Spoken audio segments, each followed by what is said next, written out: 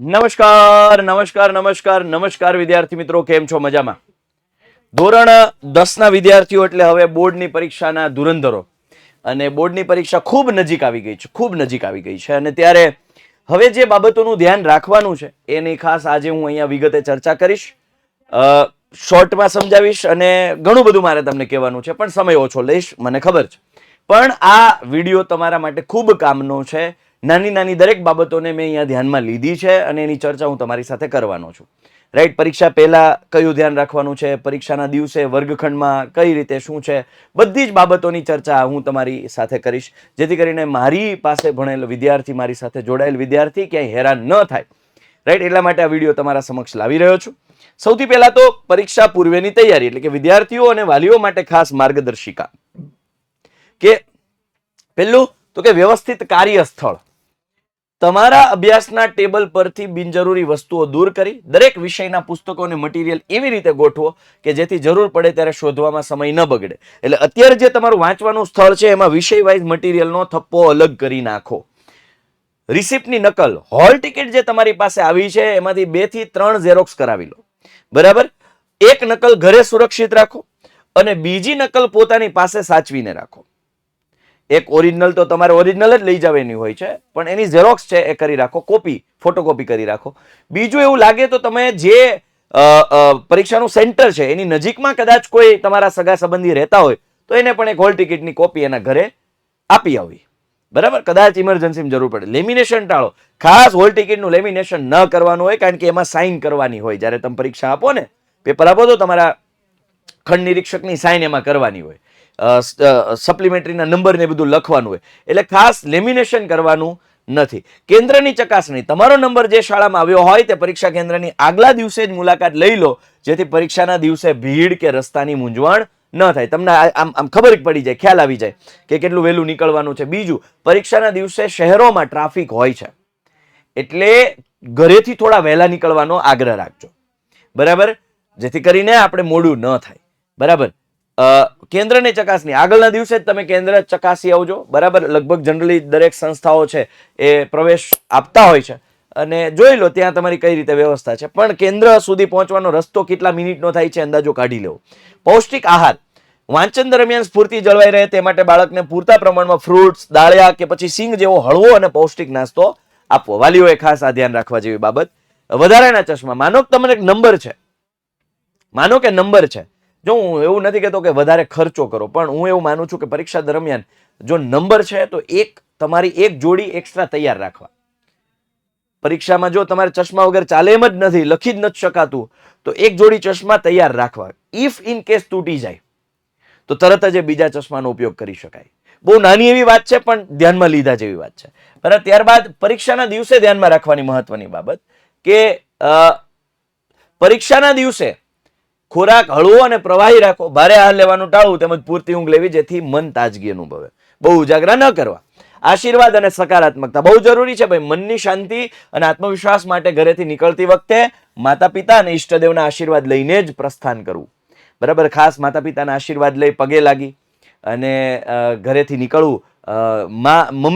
માં જનરલી છે એ તમને દહીં અને સાકરનું જે છે એ જો આચમન કરાવે તો જરા પ્રેમથી, એમાં પછી મમ્મી તમારું આવું હોય આમ તેમ નહીં, પ્રેમથી ઘરેથી નીકળજો.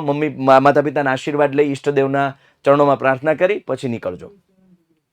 સાધન સામગ્રીની ચકાસણી, નીકળતા પહેલા receipt, pen, pencil, scale, compass box જેવી તમામ જરૂરી વસ્તુઓ ફરી એક વખત તપાસી લેવી. બીજું, પેન અત્યારથી રાઉઝ કરવા માંડજો. નવી પેન લઈને ન જતા. ઘણા કહેશે કે સર નવી પેનથી જ હું પેપર લખીશ. ના, એમાં વધારે પેલું રાઉઝ નહીં થયું હોય ને તો ઘર્ષણ વધારે થશે, એટલે થોડું તમને થાક લાગે. એના કરતા રાઉઝ કરી લેજો પેન. 2-3 પેન રાઉઝ કરી લેવાની પ્રેક્ટિસ દરમિયાન. જરૂરી પીણું, જેમ કે ગરમી વધારે હશે, અકળામણથી બચવા માટે તમારી સાથે એક પારદર્શક બોટલમાં પીવાનું પાણી અથવા લીંબુ શરબત અવશ્ય રાખવું. બરાબર? અત્યારે ઉનાળામાં જ, એટલે કે ફેબ્રુઆરી એન્ડ એટલે ઉનાળો જ કહેવાય, અત્યારે તાપ પડે છે ભાઈ, ભડકે બળે ભડકે. એટલે એ તાપથી બચવા, ગભરામણથી બચવા, લૂથી બચવા થોડું ઠંડુ પાણી અથવા તો લીંબુ શરબત છે સાથે રાખવું. પહેરવેશમાં અનુકૂળતા, ઘણા છે નવા કપડા, એકદમ ટાઈટ કપડા, એકદમ કટ ટુ કટ મસ્ત નવા કપડા પહેરીને જાય પેપર દેવા. હા, હું એવું જ કહું છું કે નવા કપડા પહેરવા જોઈએ, પણ કમ્ફર્ટેબલ હોય એવા કપડા પહેરવા જોઈએ. બરાબર? સાવ પહેલી વખત પહેરતા હોય એના કરતાં બેટર છે થોડા ખુલતા અને ખુલ્લા કપડાં અને સુતરાઉ કાપડ ને એવા હળવા કપડાં પહેરો તો વધારે સારું. બરાબર, શારીરિક આરામ માટે સ્વચ્છ અને ઢીલા કપડાં પહેરવા, બૂટ મોજાને બદલે સાદા ચંપલ કે સેન્ડલ પહેરવા, જેથી પગને અકળામણ ન થાય. અથવા પરીક્ષા દેવા ટાઈમે પણ જો તમે બૂટ મોજા પહેર્યા હોય તો કાઢી નાખવા. બરાબર. પછી સમયનું આયોજન, ગભરાટ અને ઉતાવળથી બચવા માટે ખાસ કરીને પરીક્ષાના પ્રથમ દિવસે નિર્ધારિત સમય કરતા 45 મિનિટ વહેલા કેન્દ્ર પર પહોંચી જવું. 45 પોણી કલાક જેટલું વહેલું પહોંચી જવું. બરાબર, જેથી કરીને રસ્તાનું આયોજન ખબર પડે. પહેલા દિવસે વહેલું પહોંચવું. સલામત મુસાફરી, સલામતી ખાતર વિદ્યાર્થીએ જાતે સાયકલ કે સ્કૂટર ન ચલાવવું, પરંતુ વાલીએ જ તેમને પરીક્ષા કેન્દ્ર સુધી મૂકવા અને લેવા જવું. જો શક્ય હોય તો વાલી સાથે આવે તો સારું, નહીતર માનો કે ગ્રામ્ય વિસ્તારના વિદ્યાર્થીઓ છે તો એને માનો કે કોઈ પબ્લિક ટ્રાન્સપોર્ટેશનનો ઉપયોગ વધુ કરે તો વધુ સારું. પોતાની રીતે ટુ વ્હીલર લઈને પરીક્ષા દેવા જવા કરતા પબ્લિક ટ્રાન્સપોર્ટનો યુઝ કરે તો વધારે સારું. અથવા તો તમારા કોઈ રિલેટિવ સાથે અથવા પપ્પા મમ્મી ફ્રી ન હોય તો કોઈ પણ સાથે, તમે ખાલી ખોટા સીન સપાટા કરવા જતા ક્યાંક નુકસાન ન કરી બેસો એનું ખાસ ધ્યાન રાખજો. બરાબર. ત્યારબાદ પરીક્ષા ખંડમાં શું ધ્યાન રાખવાની બાબતો છે કે પરીક્ષા ખંડમાં જ્યારે તમને પ્રવેશ મળે છે તો પહેલું કામ ખાતરી કરી લો કે તમારી બેન્ચ સ્થિર છે, હલતી તો નથી ને, ડગડગ ડગડગ તો નથી થતી. બેન્ચ ચેક કરી લેવાની. અને માનો કે એમાં કઈ હલતી દેખાય, ડગડગ દેખાય તો સુપરવાઇઝરને જાણ કરીને તેનું યોગ્ય પેકિંગ મુકાવવું, નીચે પેકિંગ મુકાવવાનું. પણ તમારે એ જાણ પહેલા જ ચેક કરવાનું બેન્ચ કેવી છે, વ્યવસ્થિત છે કે નહીં. બરાબર, તો તમારા સુપરવાઇઝરને જાણ કરી શકો છો. સમયનું સચોટ ધ્યાન રાખવા માટે ઘડિયાળને કાંડા પરથી ઉતારીને તમારી નજર સામે ટેબલ પર ગોઠવો, જેથી લખતી વખતે વારંવાર જોવામાં સરળતા રહે, આયોજનની ખબર પડે.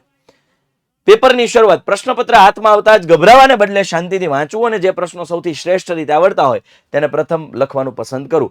હવે અહીંયા એવું લખ્યું છે પણ અહીંયા વિભાગ જનરલી હોય, પ્રશ્ન આડાવડા શક્ય હોય ત્યાં સુધી ન કરતા, સફળ ન કરતા. માનો કે 25મો પ્રશ્ન આવડે છે, 26મો આવડે, 27મો નથી આવડતો તો 32મો આવડે છે, 32મો લખો એવું નહીં, જગ્યા છોડતા જાઓ અને પછી લખવાનો પ્રયત્ન કરજો. બીજું, જે તે પ્રશ્ન છે મોટા અક્ષરે નંબર મારજો, મોટા અક્ષરે દેખાય એ રીતે. મેં જનરલી સૂચના આપી દીધી છે. વ્યૂહાત્મક ટાઈમ મેનેજમેન્ટ, દરેક વિભાગ અને પ્રશ્ન માટે સમય મર્યાદા નક્કી કરી તેને વળગીને કામ કરવું, જેથી આખું પેપર સમયસર પૂર્ણ કરી શકાય. અક્ષરોની મરોડદાર રજૂઆત, શક્ય હોય ત્યાં સુધી સારા અક્ષરો કરવા, સુવાચ્ય અક્ષરો કરવા. પેપર કઈ રીતે લખવામાં મેં આ બધી સૂચનાઓ આપી દીધી છે. પેન અને શાઈની મર્યાદા એટલે કે લિમિટેશન્સ છે. અમુક લાલ પેનનો યુઝ ન કરી શકાય, ગુલાબી પેન, કેસરી પેનનો યુઝ ન કરી શકાય. બ્લુ પેનનો યુઝ કરવો સૌથી વધુ હિતાવહ છે. બ્લેક પેન જે મુદ્દાઓ છે, મુખ્ય શબ્દો એની નીચે અંડરલાઈન કરવા માટે તમે બ્લેક પેનનો યુઝ કરી શકો, વાંધો નહીં, ચાલે. પણ મુખ્ય પેનની નીચે અંડરલાઈન કરવા માટે હું તો કહું એનો યુઝ એ પેન્સિલથી કરો. બ્લેક પેન શક્ય હોય ત્યાં સુધી એનો યુઝ ટાળો. બરાબર છે. ચાલો, ત્યારબાદ સ્વચ્છતા અને ચોકસાઈ, પેપરમાં બિનજરૂરી છેકછાક ન થાય તે માટે ખૂબ જ ધીરજ અને ગંભીરતાપૂર્વક લખવાના આવે. સાવ સરળ કહું તો પ્રશ્નને 2 વાર વાંચીને જવાબ લખવાની શરૂઆત કરજો, લગભગ છેકછાક નહીં થાય. બરાબર. સૌજન્યપૂર્ણ વર્તન એટલે કે પરીક્ષા દરમિયાન ખંડ નિરીક્ષક સુપરવાઇઝર સાથે હંમેશા વિવેકપૂર્ણ વ્યવહાર રાખવો અને કોઈ પણ બાબતે દલીલ કે ઘર્ષણ ટાળવું. યસ, જનરલી ઘણી વખત આપણે ઈગો ઉપર લઈ લેતા હોઈએ છીએ અથવા આપણે આપણી પોતાની જાતને તોપની ગોળી સમજતા હોઈએ તો એ સુપરવાઇઝરની સાથે ઘર્ષણ ન કરવું, શાંતિથી વિવેકપૂર્ણ અને પ્રેમથી વર્તન કરવું, કારણ કે એ શિક્ષક છે, એ ગુરુ છે, એનો દરજ્જો, એનું માન મર્યાદા જાળવવી. બરાબર. અંતિમ રિવિઝન, પેપરને નિર્ધારિત સમય કરતા 10 મિનિટ વહેલું પૂર્ણ કરવાનું લક્ષ્ય રાખવું, જેથી છેલ્લી મિનિટોમાં આખા પેપરની ઝીણવટ ભરી ભૂલો સુધારી શકાય, નજર કરી શકાય, કઈ બાકી રહી જતું નથી ને. 13 માંથી 9 લખવાનું કીધા, મેં 9 લખ્યા તો છે ને, 8 જ લખાયા છે એવું તો નથી થયું ને. બરાબર ને. 8 માંથી 5 લખવાનું કીધા છે તો 5 લખ્યા છે ને, રહી નથી જતું ને કઈ, તો એ ચેક કરવા માટે. બહાર નીકળતી વખતની તપાસ, તો કે પરીક્ષા પૂર્ણ કરી ખંડ છોડો એ પહેલા તમારી તમામ વસ્તુઓ જેવી કે પેન, કંપાસ અને ખાસ કરીને રિસિપ્ટ સાથે લેવાનું ભૂલાય નહીં, એની ખાતરી કરવી. રિસિપ્ટ ભૂલાઈ ન જાય એનું ખાસ ધ્યાન રાખજો. બરાબર. આ બધી બાબતો ધ્યાન રાખવાની છે પરીક્ષા વખતે.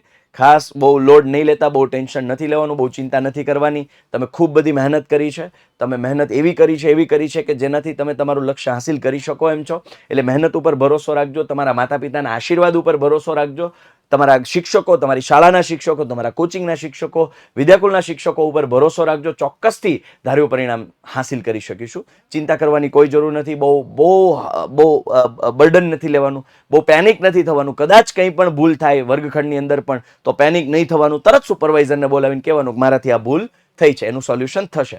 પેનિક નહીં થવાનું, ચિંતા નહીં કરવાની બહુ. બરાબર. પણ ખાસ બારકોડ સ્ટીકર વખતે પણ ધ્યાન રાખજો, બારકોડ સ્ટીકરમાં તમારો જ નંબર આવે છે કે કેમ એ જરા જ્યારે સ્ટીકર ચોંટાડે ત્યારે જ જરા જોઈ લેવું. બરાબર. ખાકી સ્ટીકર કેમ ચોંટાડવું ન ખબર પડતી હોય તો પૂછી લેવાનું. કાંઈ પણ ન ખબર પડે સુપરવાઇઝરને બિંદાસ પૂછી લેવાનું. શરમ રાખવાની નહીં. આજુબાજુ કોઈ તમારા હાગાવાલા નથી કે જેથી કરીને ભવિષ્યમાં એ તમને ચીડવશે. પૂછી લેવાનું. તમારે તમારું ધ્યાન રાખવાનું, સ્વાર્થી બની જવાનું, તરત પૂછી લેવાનું. રાઈટ? આટલી વાત યાદ રાખજો. આશા છે કે તમને આ ખાસ તમને મદદરૂપ થશે આ બધા મુદ્દાઓ. આશા છે કે તમારા માટે કામ લાગશે. Thank you so much. આપનો મોટો ભાઈ સાહિલ વેકરિયા આપ માટે સતત ચિંતિત, સતત મહેનત કરતો એવો આપનો મોટો ભાઈ આપ વચ્ચેથી રજા લઈ રહ્યો છે. ફરી પાછા કોઈ સેશનમાં મળીશું. ત્યાં સુધી બાય, ટેક કેર. જય હિન્દ, જય ભારત. ભારત માતા કી જય. વંદે માતરમ. જય જય ગરવી ગુજરાત. જય હિન્દ.